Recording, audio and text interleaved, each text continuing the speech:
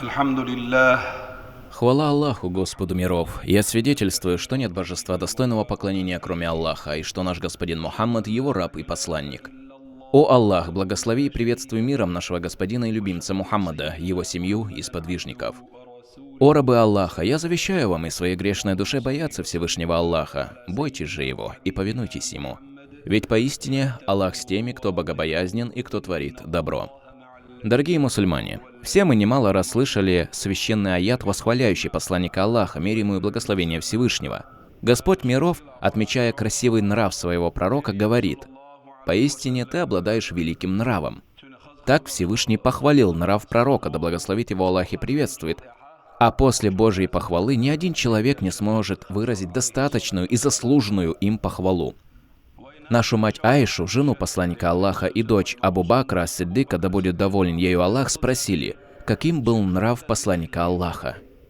Аиша ответила: его нравом был Коран. Затем она прочитала первые 11 аятов из суры Аль-Му'минун, подчеркивая качество посланника Аллаха, мир ему и благословение Всевышнего. Поистине преуспели верующие, то есть те, которые верят в Аллаха, его пророков, ангелов, книг, судный день и предопределение, хорошее и плохое.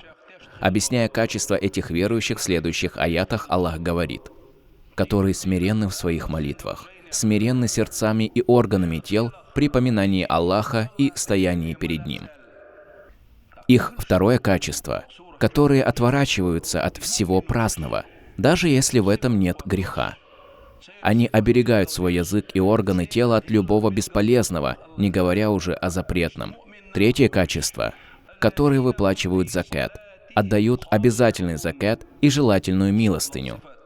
Четвертое, которые оберегают свои половые органы. Это указывает на то, что вера не будет полноценна без оберегания своих органов. Кроме своих жен или невольниц, за что они не заслуживают порицания.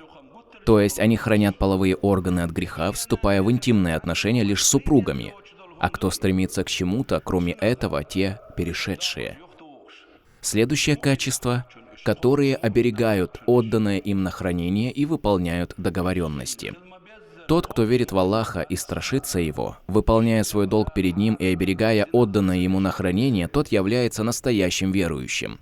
Точно так же выполняющий свои договоренности и обещания с мусульманами является истинным мусульманином. Умар, да будет доволен им Аллах, сказал, что человек, оберегающий свой язык от злословия и хранящий веренное ему, является настоящим героем. Затем Аллах, подчеркивая важность первого качества, смиренности в намазе, говорит: которые постоянны в своих намазах. Если мы выйдем на улицу, то увидим много людей, пропускающих пятничную молитву, включая взрослых людей. Мы увидим много проезжающих машин, в то время как читается проповедь и совершается молитва. Это люди со слабой верой. Пусть Аллах наставит их. А для тех, кто вобрал в себя перечисленные качества, есть благая весть. Именно они наследники, которые получат в наследство Фирдаус, где останутся вечно. Они пребудут в самых высших, достойных и великих садах, садах Фирдауса. Прочитав данные аяты, Аиша, да будет доволен ею Аллах, сообщила, что таким и был нрав посланника Аллаха, мир ему и благословение Всевышнего. Если твой намаз полноценен и правильный, то остальные дела тоже будут полноценны. Если ты достоин доверия, то ты настоящий мусульманин. Основатель нашего мазхаба имама Шафи, да помилует его Аллах, являлся одним из приближенных рабов Аллаха и выдающимся ученым. Когда он умер, засватанная ему женщина, внучка Хасана ибн Али Нафиса, прозванная Нафисатуль Ильм, обладательница драгоценных знаний, сказала о нем следующие слова. Внимательно прослушайте их. Да помилует его Аллах. Он совершал омовение надлежащим образом. Как мы знаем, омовение – это ключ намаза и его условия. Имам Аш-Шафи крайне бережно совершал омовение из-за осознания того, что он станет перед Аллахом. Омовение имеет свои обязанные и желательные предписания, также и молитва. Человек получит из молитвы только ту награду, которая соразмерна его смиренности и искренности в молитве. Когда мы совершаем молитву без сосредоточенности, занятыми работой и другими делами, она считается неполноценной, хоть и достаточной для выполнения предписания и не лишенной по воле Аллаха какой-то награды.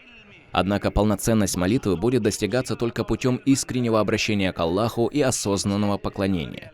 Когда молящийся говорит: «С именем Аллаха Милостивого Милующего, хвала Аллаху, Господу миров», посланник Аллаха, мир ему и благословение Всевышнего, сообщает, что Всевышний говорит: «Мой раб похвалил меня».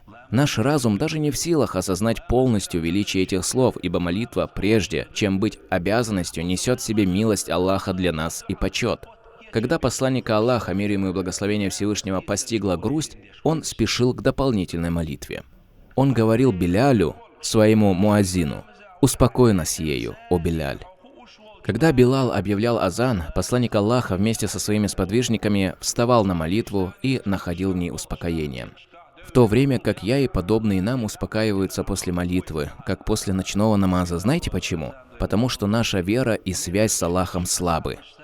В каждой мечети есть определенная группа людей, хоть и небольшая, которая получает удовольствие от молитвы.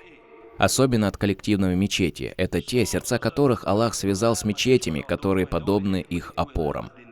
Они из тех, кого Аллах укроет в судный день в тени своего трона, когда не будет иной тени. Пусть Аллах позволит нам совершать поклонение надлежащим образом, дарует нам веру как при жизни, так и при смерти. И пусть Аллах дарует нам преуспеяние и заступничество в судный день, собрав нас со всеми пророками под знаменем своего посланника.